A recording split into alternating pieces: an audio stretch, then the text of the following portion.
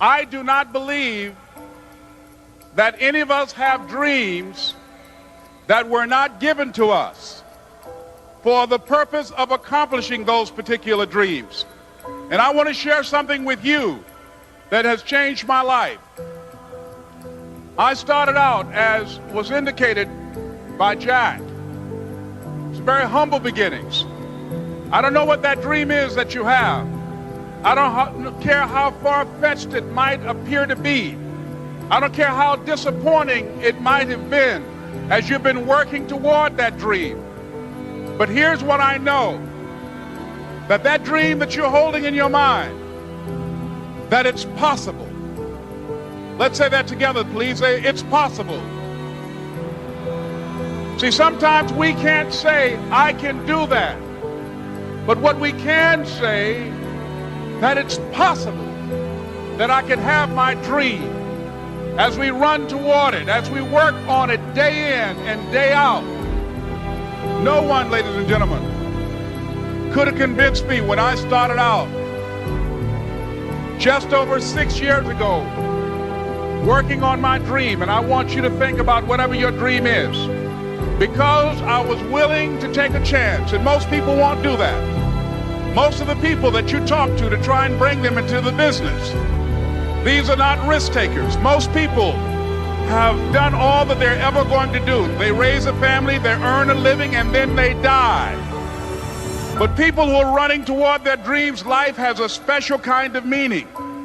And here's what I will share with you, that in the process of working on your dreams, you are going to incur a lot of disappointment, a lot of failure, a lot of pain, a lot of setbacks, a lot of defeats.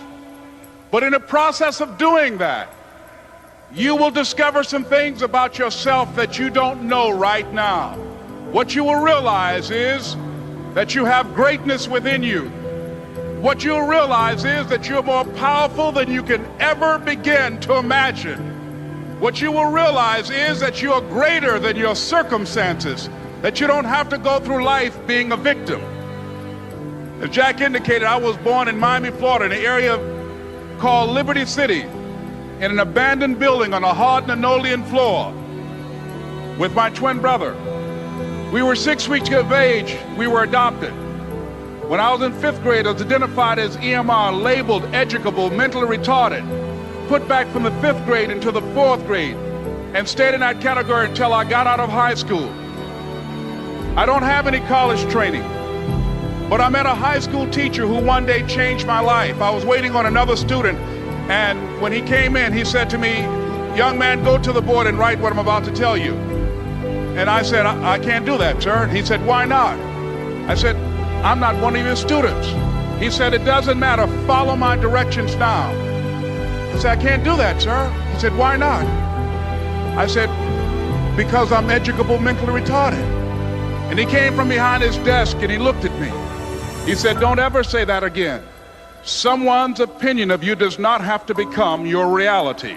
And that man, Mr. Leroy Washington, did something for me. He started planting seeds in my mind that enabled me to begin to dream, as Dexter has been doing for you. And ladies and gentlemen, I started working on my dream. And most people don't work on their dreams. Why?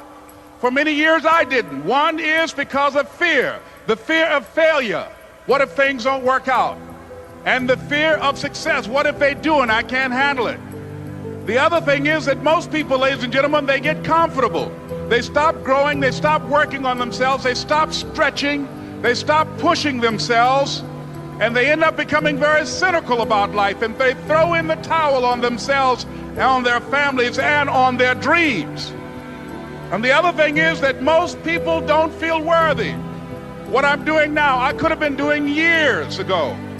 But because I did not have a college education, because I didn't believe in myself, because I allowed other people's opinion of me to control my destiny, I didn't act on my ideas. So I applaud you for your dreaming, for your running toward your dream. I applaud you for believing in yourself, because that's what life is about, stretching and challenging. looking for ways that you can begin to improve yourself. And ladies and gentlemen, as a result of stretching out, of acting on my dream, and I don't know what that dream is for you, I can tell you that it's possible. No one could have convinced me that after just over 6 years, I will have my own book entitled Live Your Dreams. Just over 6 years, I will have 5 specials on public television. Just over 6 years, I've done motivational speaking for AT&T, Procter & Gamble, McDonald's Corporation, Xerox, IBM, just over 6 years.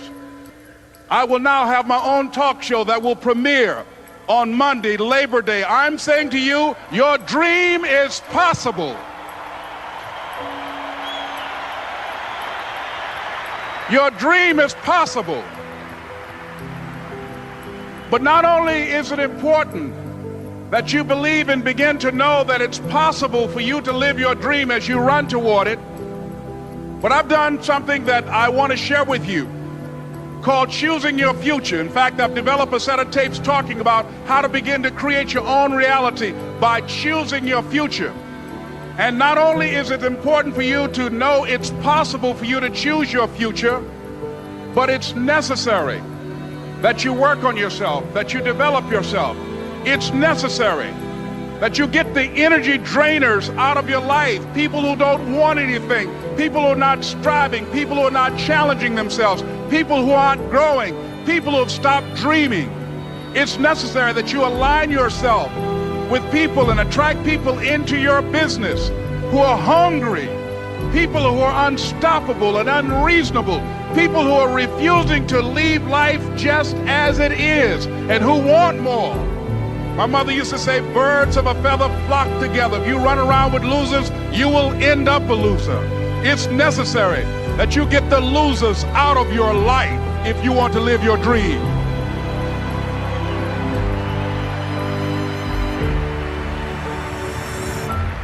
It's necessary to know that everybody won't see it, that everybody won't join you, that everybody won't have the vision. It's necessary to know that a lot of people like to complain, but they don't want to do anything about their situation, that you are an uncommon breed. You know, you have to know within yourself that I can do this. Even if no one else sees it for me, I must see it for myself. That's necessary. It's also, ladies and gentlemen, necessary that you be creative when you're working on your ideas, that you understand the importance of changing up, of readjusting your strategies. Many times we can have a great idea, but if you're not advancing it in the right way and things don't happen, you become discouraged and think the idea doesn't work. No, that's not true.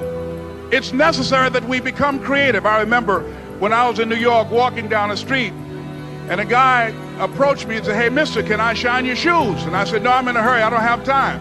I kept walking. Someone else said, "Hey, man, your shoes look clutty. May I shine your shoes?" I said, "No, I don't have time. I'm sorry, I'm busy." And I was walking fast, and many people solicited me for my business. And then finally, a young man stepped in front of me, and he said, "Excuse me." And he started counting, 97, 98, 99, 100. He said, "Sir?" I said, "Yes." He said, "Come here, please." I said, "What is it?" He said, "Today is my birthday. And every year, just to thank God for another year of life, the 100th person who passes my shoe shine stand, I offer them a free shoe shine. Would you give me the honors?"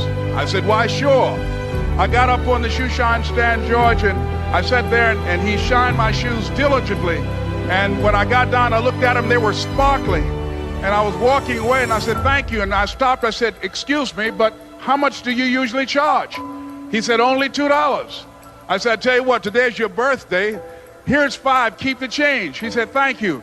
As I was walking away, looking in the opposite direction at other people coming, he started counting again. 97, 98, 99, 100.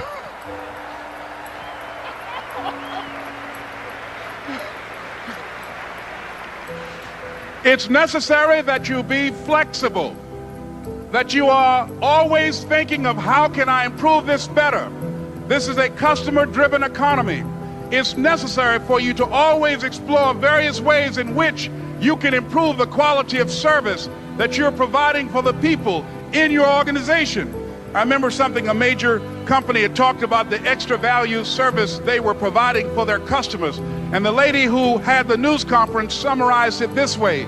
She said, "It's not our intention to satisfy our customers or to please our customers. Our intention is to amaze them."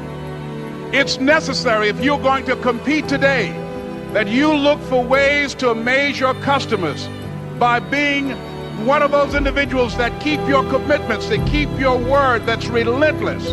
It's necessary as you work with the people that you bring into your organization, that they see that you are a good example of a person to work with, because you model integrity and determination and ambition and truth and honesty and the way in which you conduct business. The next step is, that is you. That is you. That no one can do it for you but you. And even though you face disappointments, even though you will experience some setbacks, it goes with the territory. You must understand that. I remember I was playing a game with my 9-year-old son, John Leslie, and I beat him 10 straight games in a game called Connect 4. And finally, I said, "John Leslie, I'm bored. I don't want to play you anymore." And I got up. I said, "I'm ready to go to sleep now." And repeat after me, please. Let's say this together. It's not over until I win. John Leslie said, "No, you can't go now, Dad." I said, "Why?" He said, "It's not over until I win." That was his attitude. We sat down and we played several other games. And finally, after the 11th game, John Leslie won, and he got up and he yawned. And he said, "I'm ready to go to sleep now."